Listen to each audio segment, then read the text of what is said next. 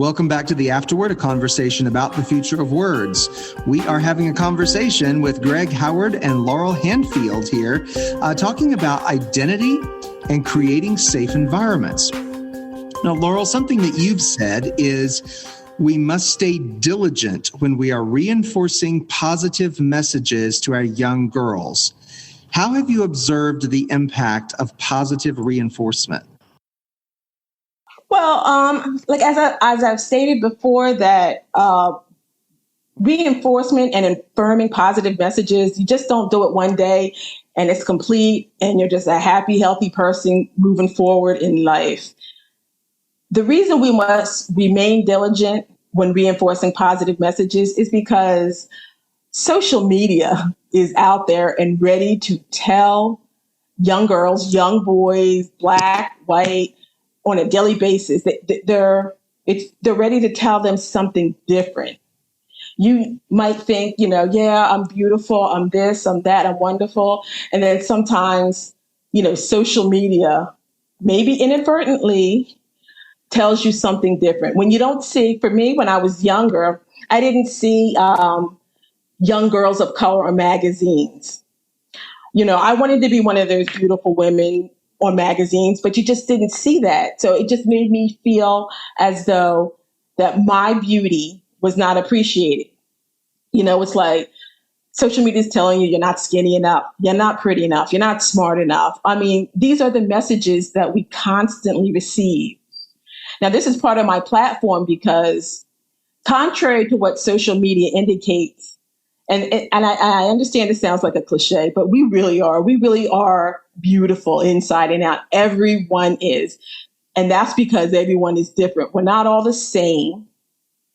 We each have our own, identity. And I think we should appreciate that. Now, that said, social media has its positives too. It is getting better. Now, society is becoming more and more accepting of various standards of beauty. And we see this on social media as well.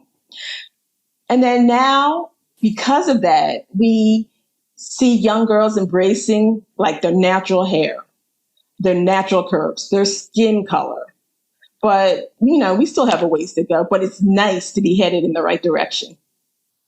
I love that. Laura, I want to ask you about your coloring books. What was the inspiration to that? That for me started out years ago. This is something that I kind of wanted to do, but I just never sat down and actually did it.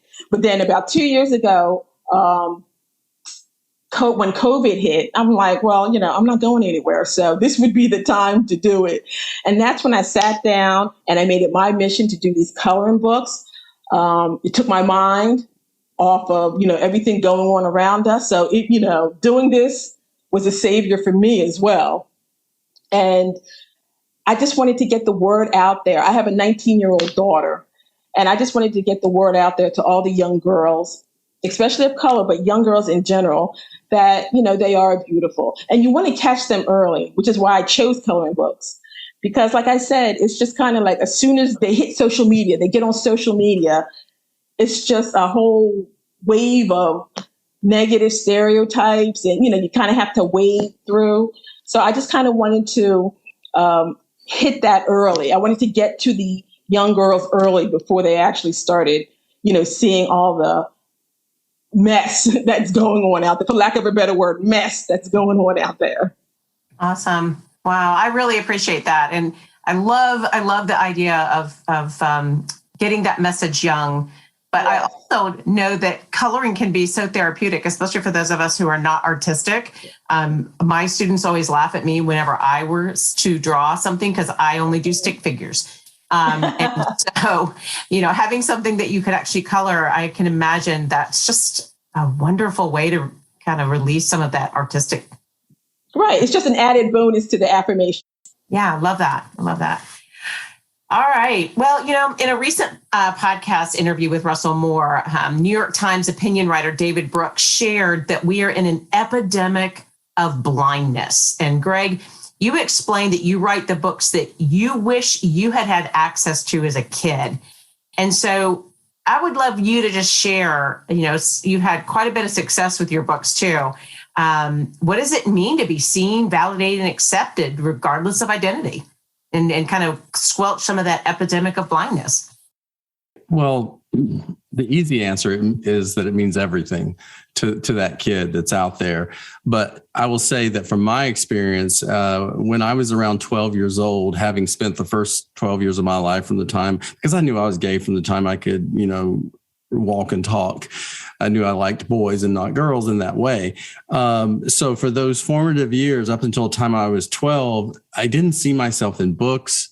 I didn't see myself on TV. I didn't see myself in movies. People like me did not exist. And so that made me feel incredibly lonely and like I was the only little boy in the world out there that felt this way. And it led me to a very dark place at the point at 12 years old, I was thinking about not wanting to live. I was so depressed by being, I don't see myself anywhere. So obviously there's something wrong with me. Now, I will say today, obviously, things are a lot better, but I'm still surprised when I go to schools and book festivals and I talk to kids that still tell me that my book was the first time they'd seen themselves in a book. And that becomes an issue of access because, we know the books are out there. We know the books are being written. But if I had seen myself in a book, I would have known that I wasn't alone. And to know that there are other people out there like you, that there are people in your corner, and that most importantly, that your story has value, your story matters just as much as anybody else's. All of that would have helped me to a mentally healthier place in my journey to discovering my identity. Well, that's excellent. That's excellent. It's tough. Again, these are tough things to hear, but important topics for sure to get that story out, to get that validation out. Well, let's think now both locally and globally, within our own social circle and more broadly. Given the current polarization in the world, what are some best practices we can employ as we live out our identities locally and globally? I always say that for locally, I always think of me because I have tried to take care of myself better, So when I think of local things, not only do I think of what's going on in my community, but I think of what's going on with me. And I think one of the number one things we have to do is be kind to ourselves and be patient with ourselves to be on this journey. And I think if you are kind to yourself and you're patient with yourself, that's going to show within your community, within the people around you, with how you conduct yourself and present yourself, that you are on this journey and you're okay with that. And I think, reaching out a little further than that, I think it's important for us to understand something. We don't talk about this a lot, but I don't speak for all gay people. Laurel doesn't speak for all Black people. Everybody is different. Everybody is an individual. And we need to recognize that and understand, and stop saying things like, well, my Black friend doesn't care about that. And it's like, that doesn't mean anything. I had a conversation with a couple of older gay guys this weekend, and we talked about the word queer. And me personally, I have taken that word back. And I use it a lot because, one, I talk to a lot of middle school and high school kids, and that's a word that they're comfortable with using to be kind of an umbrella term. They don't really know that it was used as a weapon when I was young. And these gentlemen I was talking to that were my age and older said, yeah, I don't like hearing that word. I don't like when people use it. That word was used to taunt me and to terrorize me. And I completely respect that. And I'm going to try to be better about understanding the situations I'm in, before I use that, even though I don't have a problem with it.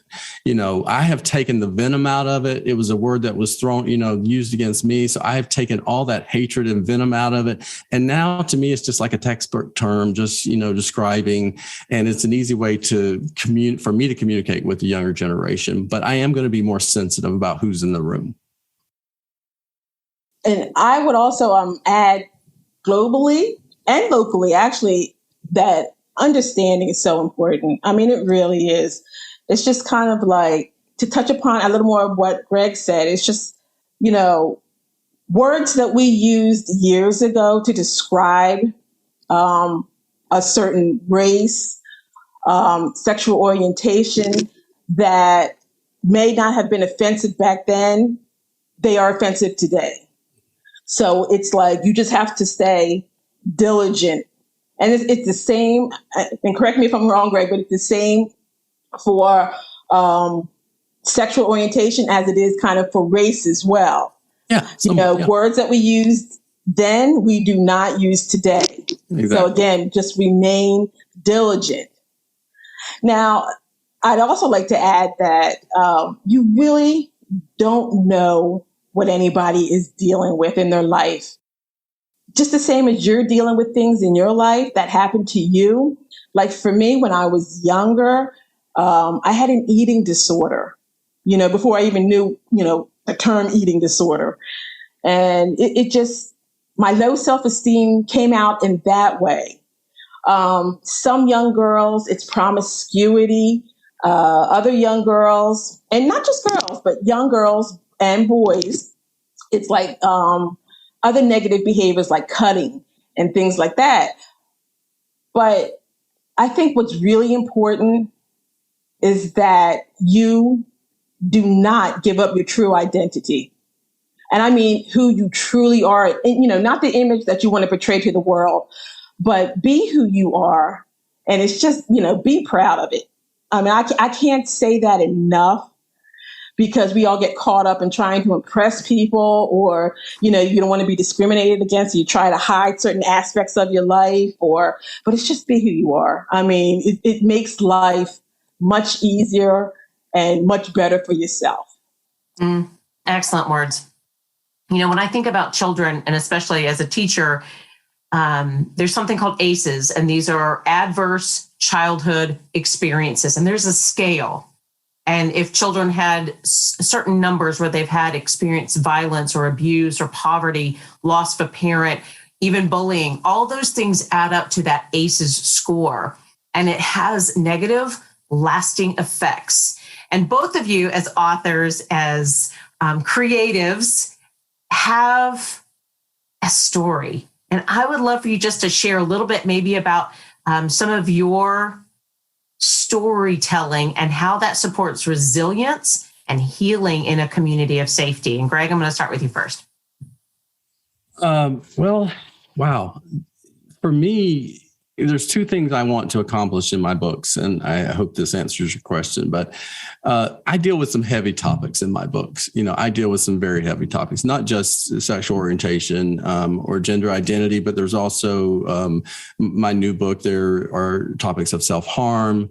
There are topics of physical abuse within a family. But I want my readers to know that the thing they're going to find at the end of all my books is hope. Because I know how much I needed that when I was a kid. I needed to know that there was somebody out there going through all the dark, bad stuff I was, but that they could be okay and that I can be okay. So hope for me is one of the big themes I try to weave into all my stories. And then the other thing that we've talked about earlier, Laurel said it beautifully. Amy, you touched on it, that y'all have talked about it before. But reading teaches empathy. And, if that's why I say I write about queer kids and for queer kids, but I write for everybody, because you can learn so much about someone else who's not like you by reading a story about someone who's not like you. I mean, it sounds like duh, but, and then you will understand a little better. But if you never experience those things, if you never break through that wall, it's hard for you to have empathy for those people. Excellent. Yeah. Well said. How about you, Laurel? Well, the reason why I started writing books is because, unlike myself, when I was younger, I really do want young Black girls to see themselves like I didn't. I was an avid reader as a young girl. I was a big fan of like the Judy Blooms, and they were great books. I love Judy Blume, but I just didn't really see myself in those books, and I accepted that. but I just don't want to make that acceptable anymore.